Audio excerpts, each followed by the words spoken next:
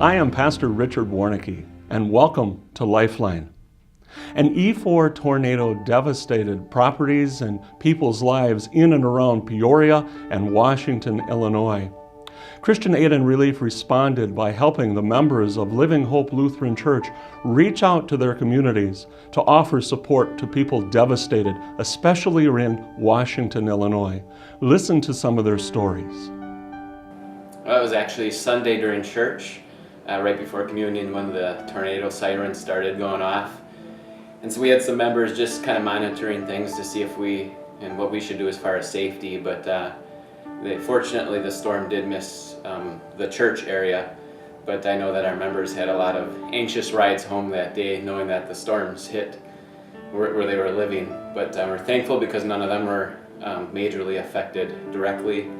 Obviously they're safe and their homes were not damaged, and just very thankful for that, because that frees up us to help out others rather than having to spend all of our energy just trying to help each other regroup. So we're very fortunate for that. I woke up Sunday morning and opened my Bible and had some reading time, and for whatever reason I was led to ask the Lord to protect our street that day. There was not a tornado watch nor a warning on the radio. Severe thunderstorms, we get lots of those out here, and it wasn't tornado weather because no hot and cold front clashing. But I sat there that morning, and we left church to come home. They stopped us at church and they said, a lot of you people are not going to be able to get home today.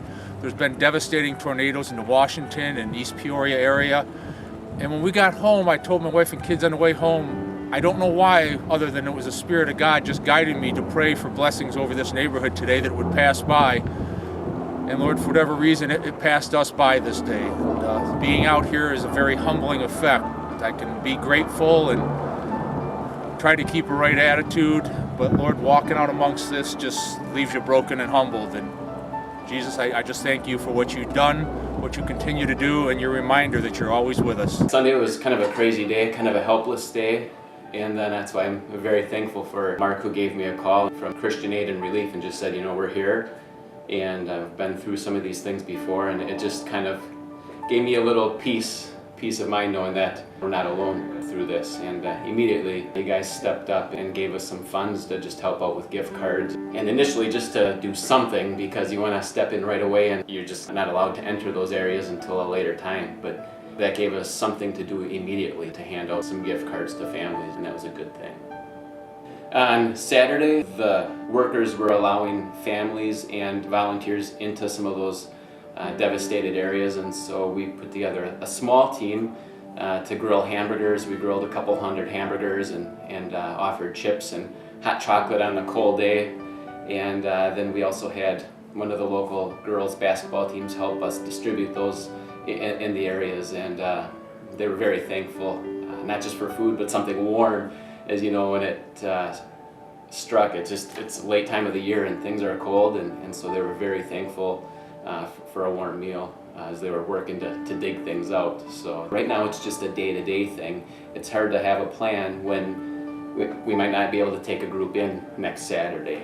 So it's just every day wake up, kind of wait for a report, and if a call comes in for help, we'll try our best to be there.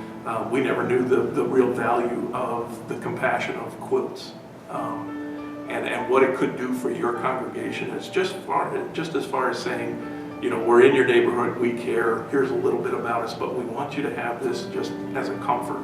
We have learned that makes a big influence on people. Just that you're there with a quality homemade piece of comfort for these people, and they really are very thankful for that. So obviously we brought you some quilts. If you needed more, we have more. Actually, there's not only Norma's group of fine ladies that do this, but there's WELS ladies all over that are making quilts all the time. So it's a real neat resource. A member of Bethlehem Menominee Falls contacted Pastor Colander and said that this member had these duffel type bags that he thought would be a good use for people that needed to kind of gather their stuff or new stuff that they were bringing in. Very neat. I think there's probably close to 60 or 70 bags. Wow. So we're in church Sunday morning, and a lineman that I know that works in the Washington area was working as an usher, passing the basket for taking the offering. And saw him that morning, nodded to him, and when he got home that day, his house was leveled. And what truly would have happened if this tornado had hit on a Saturday and a multitude of people would not have been at church. They would have been at homes with their families, and many more lives could have been taken. Again, glory to God. Everything's in His control, and Satan goes no farther than what he's allowed. Pastor Scholes expressed it so beautifully. Christian Aid and Relief enabled he and his congregation to reach out to meet the needs of its communities who were devastated by the tornado in a much more beneficial and effective way. Christian Aid and Relief thanks you for your ongoing support, your prayers, your gifts of finance, and your volunteerism. If you'd like to learn more about how you can help in its mission, please check us out on our website or friend us on Facebook. Until next time.